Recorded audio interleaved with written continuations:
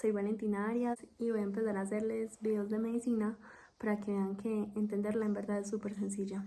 Y nada, pues empecemos con neuroanatomía, que es la que me parece que es la más fácil de aprender y de entender, y pues es súper interesante. Entonces nada, en este primer video vamos a hablar de todo lo que es como divisiones del sistema nervioso, lo grande y todo eso. Divisiones del sistema nervioso. Tenemos que se divide en dos, que es sistema nervioso central y sistema nervioso periférico. Y cada uno de estos se va a dividir también. Empecemos viendo el sistema nervioso central. El sistema nervioso central se va a dividir en lo que es el encéfalo y la médula espinal. El encéfalo, pues, está compuesto por el cerebro y lo que son los núcleos de la base, por el cerebelo y por el tallo. Y ya cuando nos referimos a tallo, estamos hablando de tres cosas que son el bulbo o médula oblongada, que yo siempre les digo que asocien que se llama médula oblongada porque es la continuación de la médula espinal. Entonces, cuando pasa por el agujero magno, deja de llamarse médula oblongada y pasa a llamarse médula espinal. Ya lo que tenemos encima del bulbo va a ser esto que parece un puente literal, que es el puente, y ya encima del mesencéfalo. Listo. Y ya cuando hablamos del sistema nervioso periférico, tenemos que tiene dos sistemas, como pues se dividen dos sistemas, que son el somático y el autónomo. Como su nombre lo dice, el autónomo va a ser involuntario y el somático va a ser voluntario. Como somático tenemos a todos los nervios periféricos, pues valga la redundancia, que van a ser los nervios raquídeos, que son 31, raquídeos o espinales, entonces son los que salen acá a nivel medular, y los pares craneales, que aquí solamente van a ser 10 nervios craneales. O sea, de los 13 van a ser solamente 10 porque el 0, el 1 y el 2 van a salir directamente desde el sistema nervioso central. Y ya cuando hablamos del sistema nervioso autónomo, tenemos dos grandes, pues en verdad tres si contamos el entérico, pero apréndanse lo que tiene simpático y parasimpático. Entonces hablemos de simpático y parasimpático. ¿Dónde nace esta información? Tenemos que empieza a nivel de dos cortezas, entonces van a ser la insular, pero la parte anterior, y la prefrontal, pero la parte medial. Ya esta información debe ir bajando, entonces pasa a nivel subcortical, empezando por la amígdala, que no son pues las que tenemos acá, sino que es una que está por el temporal, el lóbulo temporal del cerebro. Entonces, esta va a regular la homeostasis, entonces que haya equilibrio entre simpático y parasimpático. Y ya pasa a hipotálamo, que es de donde va a salir la información preganglionar. ¿Cómo que preganglionar? En el simpático y el parasimpático pasa algo que es que tenemos una sinapsis acá y otra sinapsis por acá. La preganglionar es antes del ganglio, eso sería la preganglionar, y la postganglionar sería la de acá. Entonces sabemos que la información preganglionar sale del hipotálamo y ya cuando pasa después del ganglio, que están en diferentes partes según si es simpático y parasimpático, ya lo vamos a ver, sale la información postganglionar. Ya desciende a todo lo que es sistema reticular, luego médula espinal y de ahí pues puede salir. Con estas imágenes les va a quedar súper claro como que esto es de los ganglios. Las saqué de Wikipedia, pero o sea, están demasiado buenas. Empecemos hablando del simpático. Tenemos que el simpático va a salir de nivel toracolumbar. ¿Cómo que toracolumbar? Va a salir de T2 más o menos hasta el G2. En cambio, el parasimpático va a ser a nivel cráneo sacro. Por eso es que ningún par craneal tiene información simpática, sino que tienen esa información parasimpática. Y el sacro va a ser como S2, S3 y S4. ¿Qué era lo que yo les decía de los ganglios? Véanlos acá. Esa de la cadena de los ganglios simpáticos y estos poquitos van a ser los ganglios parasimpáticos. El simpático hace sinapsis en los ganglios paravertebrales. ¿Por qué paravertebrales? Porque literalmente están al lado de la vértebra. Tenemos que diferenciarlos de los ganglios raquídeos. ¿Cuáles son los ganglios raquídeos? Acuérdense que tenemos astas anteriores, posteriores y solamente a nivel toracolumbar van a estar las laterales porque es la información simpática que va a salir de ahí. El ganglio raquídeo va a ser sensitivo y va a ser siempre a nivel posterior, entonces este va a estar en todas partes.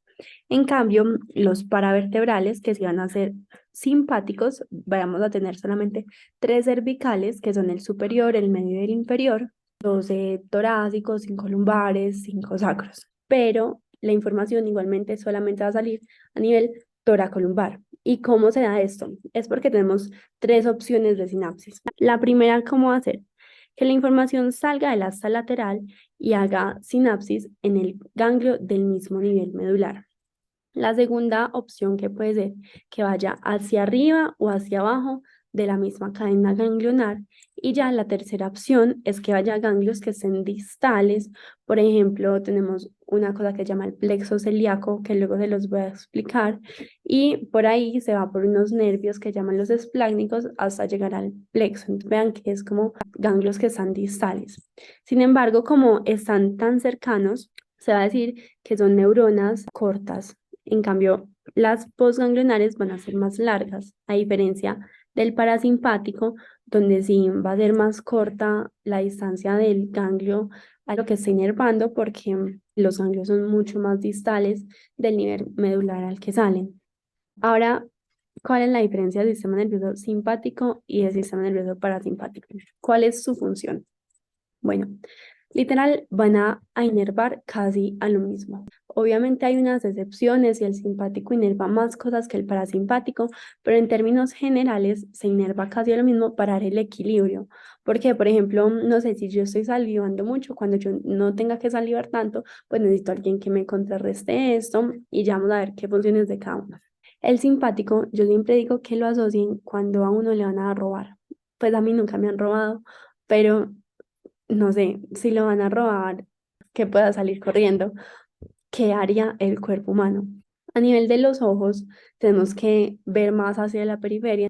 Se va a hacer lo que se llama midriasis, que es que la pupila se dilata, o sea, se pone más grande. A diferencia del parasimpático, que va a ser miosis. ¿Por qué? Porque no necesitas estar viendo como tanto.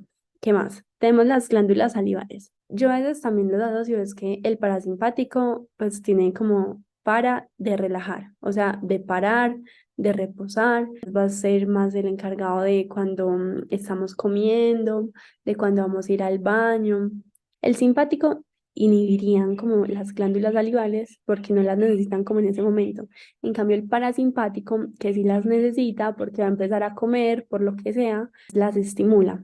A nivel del corazón, pues si yo voy a correr necesito mayor frecuencia cardíaca. El simpático me hace todo lo que es aumento de la frecuencia cardíaca, aumento de la frecuencia respiratoria, broncodilatación. Hacia acá, broncodilatación nos va a hacer vasoconstricción, porque es como si tuviéramos una manguera. Le ponemos el dedo para que salga con más presión. Es lo mismo. Obviamente va a haber vasodilatación como en los músculos y en el cerebro, que es donde más lo necesitamos, pero en el resto del cuerpo sí va a ser como una vasoconstricción generalizada. En cambio, el parasimpático va a ser más vasodilatación en todo lo que es el lecho esplácnico y todo lo que es a nivel tracto gastrointestinal va a estar vasodilatado para que metabolicemos mejor, para que se digiera mejor. En los pulmones vamos a tener broncoconstricción y ya tenemos que saber como qué hormonas se liberarían cada uno. Tenemos 2 hormonas grandes como insulina y glucagón. Insulina de ingesta y glucagón es de ayuno. Obviamente, en el parasimpático va a predominar la insulina, pero en el simpático, en caso de que tengamos que hacer más fuerza, tengamos que correr más, vamos a tener el glucagón, que es una hormona hiperglicemiante, y va a aumentar la glucosa en la sangre. Cuando vamos a orinar, necesitamos del parasimpático, cuando no necesitamos orinar, del simpático. Y a nivel de genitales, otra mnemotecnia es que el parasimpático para y el simpático dispara. Y pues sí, eso es como lo grande de simpático y parasimpático. Ya lo que yo digo que es literal la base de la farmacología es entender la transmisión sináptica del simpático y el parasimpático. ¿Por qué? El simpático tiene información preganglionar y postganglionar y el parasimpático también. Pero lo que tenemos que saber es con qué neurotransmisor están trabajando. O sea, eso a mí me lo preguntaron en el primer parcial, en el segundo, yo creo que hasta cuando vi genitales me preguntaron eso, entonces se lo tienen que aprender. El simpático, como les había dicho, sale de T1 a lumbar, pero sería como L2. La neurona preganglionar va a ser mielínica, tanto en simpático como parasimpático. En cambio, la postganglionar va a ser amielínica. La diferencia es su longitud. Del simpático vamos a tener la mielínica preganglionar corta, por lo que yo les decía, porque hace sinapsis en los ganglios paravertebrales, y ya en el parasimpático va a ser la mielínica larga, porque están como después. Cuando tenemos información preganglionar, vamos a liberar principalmente acetilcolina, porque vean que los ganglios paravertebrales y los ganglios que están cercanos al órgano a nivel parasimpático tienen receptores nicotínicos, y los receptores nicotínicos, como su nombre lo dice, trabajan con acetilcolina. En el simpático hay dos excepciones, que está la glándula suprarrenal, que funciona como ganglio. Ella es la principal productora de adrenalina, que hablamos de adrenalina cuando es algo más periférico, y de noradrenalina cuando es algo más como neuronal. Y tenemos las glándulas sudoríparas acrales o ecrinas, que son las que no tienen folículo piloso, y esas van a trabajar con receptores muscarínicos M1, M2 y M3. Los muscarínicos también actúan con acetilcolina. Lo que hay que saber grande es que la información preganglionar, simpática y parasimpática va a ser con acetilcolina. ¿Listo? ¿Qué más? Lo que cambia acá es la postganglionar, y literalmente la que importa es la postganglionar. ¿Por qué? Cuando hablamos del simpático, vamos a tener que se libera principalmente noradrenalina. Claro, porque uno tiene que estar más como exaltado, es lo que lo pone a uno a estar más pendiente de todo. Este va a inervar a los músculos pilomotores, al páncreas, lo que les decía, para que libere glucagón, a los pulmones, al hígado, a la médula suprarrenal, al corazón, a los riñones, o sea, a todo, literal, a casi todo. En cambio, el parasimpático va a actuar con acetilcolina. ¿Por qué? Porque se va a unir principalmente a receptores muscarínicos del 1 al 5, que funcionan por proteína G. Esto es más importante para farmacología, pero como para que vayan sabiendo, M1, M3 y M5 son GQ, o sea, estimulantes, y M2 y M4 son GI. Por ejemplo, son los que pueden estar más en corazón, porque el parasimpático lo relaja, y tenemos pulmones y riñón. Ya no va a estar en hígado ni en cerebro, que es importante. Entonces, ya les di como un abrebocas de todo lo que es el autónomo. Ahora sí vamos a empezar a hablar como de cada parte del sistema nervioso. Y el próximo video va a ser de médula espinal. Gracias por verme, los amo y que Dios los bendiga.